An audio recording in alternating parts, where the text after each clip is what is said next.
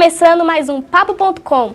Hoje vamos conversar sobre um assunto polêmico, a terceirização, que voltou à tona com a aprovação do texto base em abril deste ano, o PL 4330.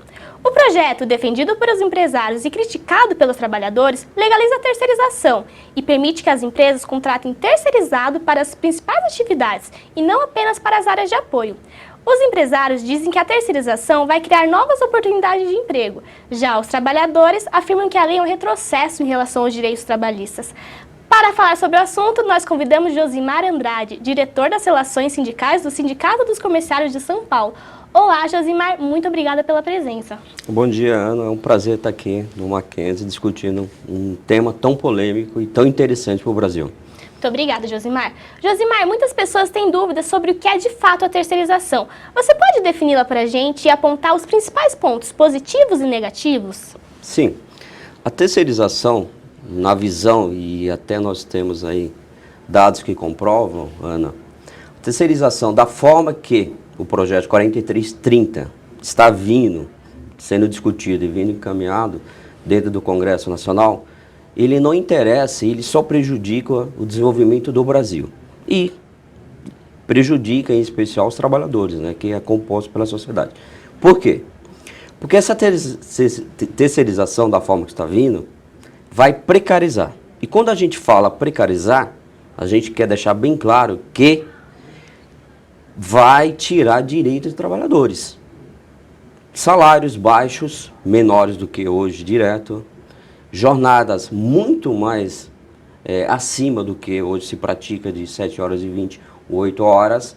Acidentes de trabalho, sempre, se nós formos hoje pesquisar e averiguar, os acidentes de trabalho no local de trabalho são provocados e sempre esbarram nos terceirizados.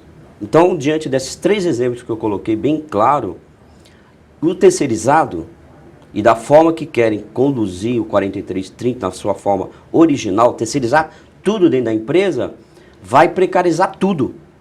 Porque nesses 3 exemplos, sempre o terceirizado é o que sofre, é o que é prejudicial, o que sofre todas as sequelas dessa discussão da relação entre trabalho e emprego.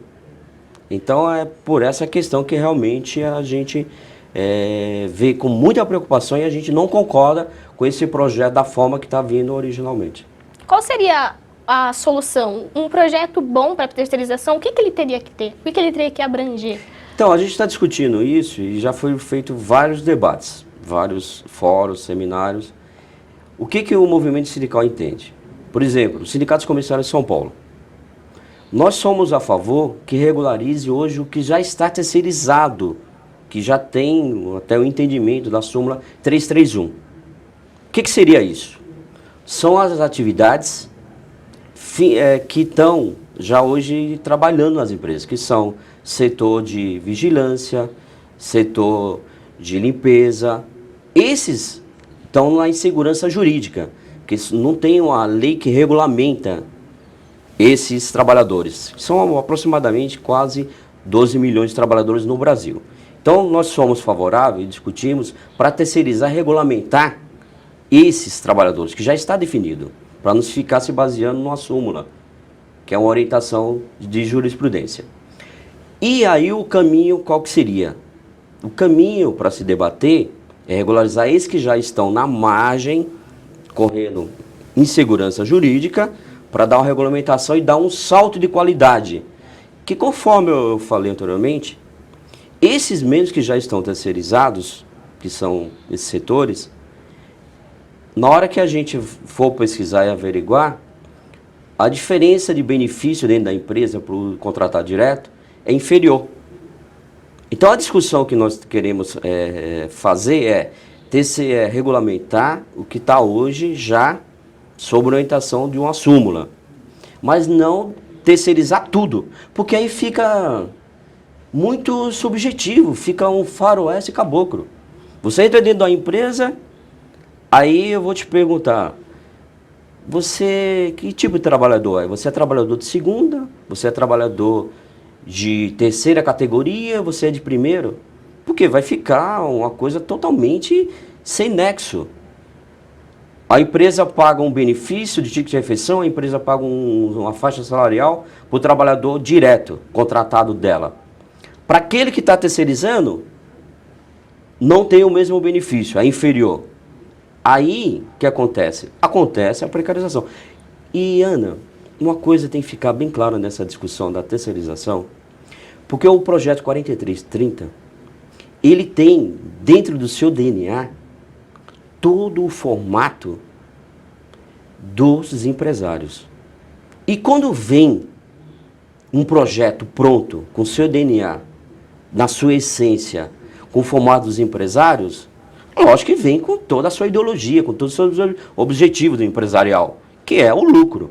E quando se coloca o lucro na frente de uma regulamentação para colocar na margem o que realmente tem de benefício de salários, de valorização, política salarial que valorize os empregados dentro das empresas, isso não estamos percebendo, não está dentro do projeto 4330.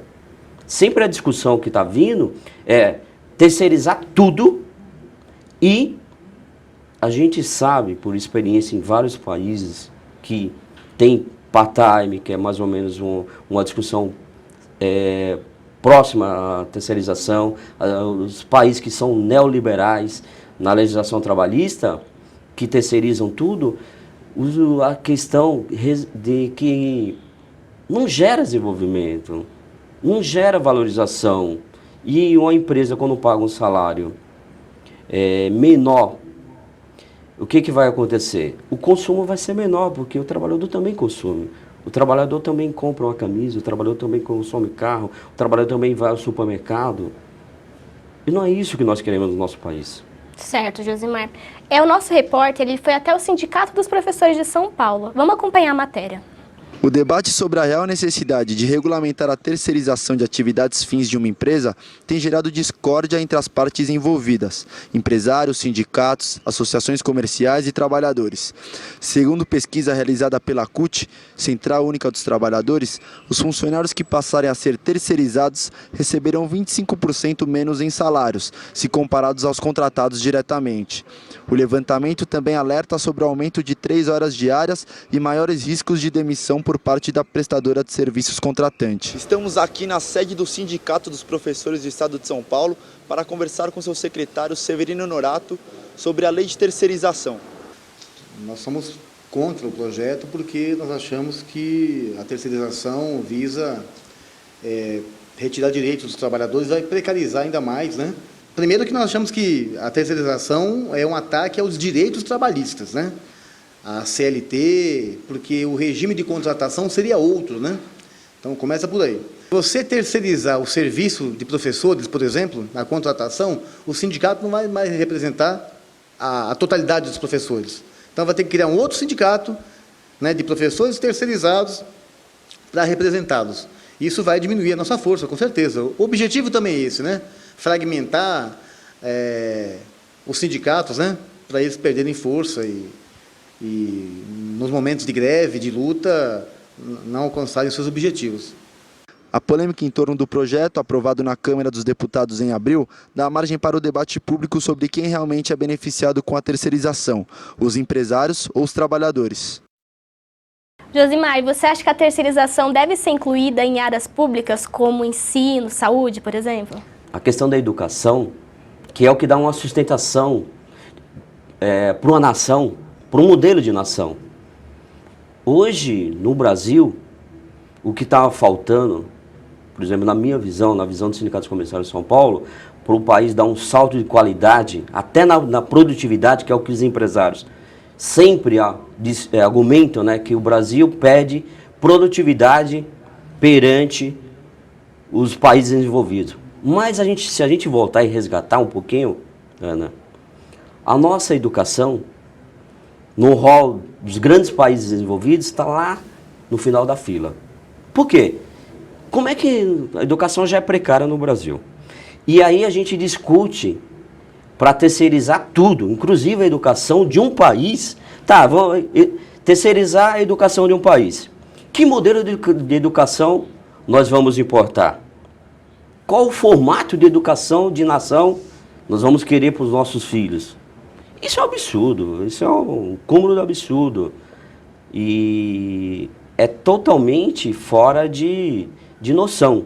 É realmente para desregular, para tirar direito de tudo que foi construído ao longo da CLT, da construção da CLT, tudo que foi construído ao longo do pátio de serviço, de indústria, de comércio que nós temos hoje no Brasil.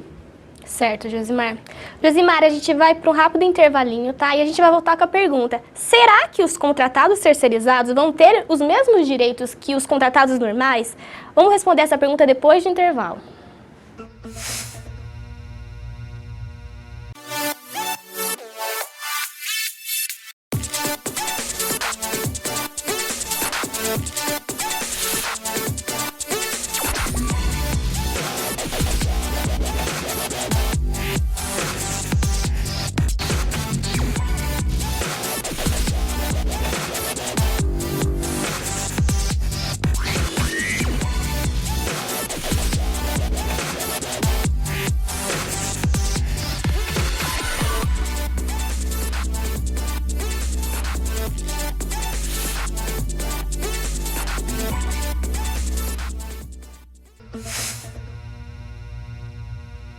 Então, Josimar, você acha que os terceirizados vão ter os mesmos direitos que os contratados, como afirmam os empresários?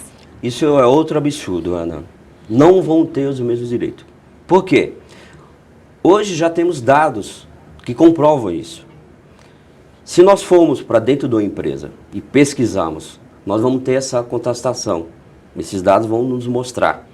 São fatos reais que os terceirizados hoje, os setores que estão terceirizados hoje, que já a súmula permite, não têm os mesmos direitos dos contratados direto. A carga horária é maior. A discriminação até para se fazer a refeição, locais de acesso, são diferentes. Todas as tratativas para o terceirizado e para o contratado direto da empresa, sempre o terceirizado é colocado para escanteio. Não vão ter, isso é fato, isso é concreto, isso já está comprovado. É só pesquisar, é só esmiuçar um pouquinho que vai ter essa constatação. Não vão ter. Josimar, qual seria um projeto de lei ideal para regulamentar a situação dos terceirizados? O que ele englobaria?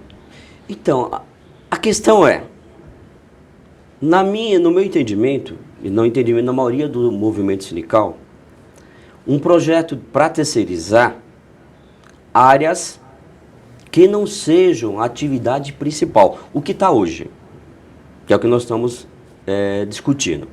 Então, o modelo ideal é que, hoje um modelo de funcionamento da relação trabalho e emprego no Brasil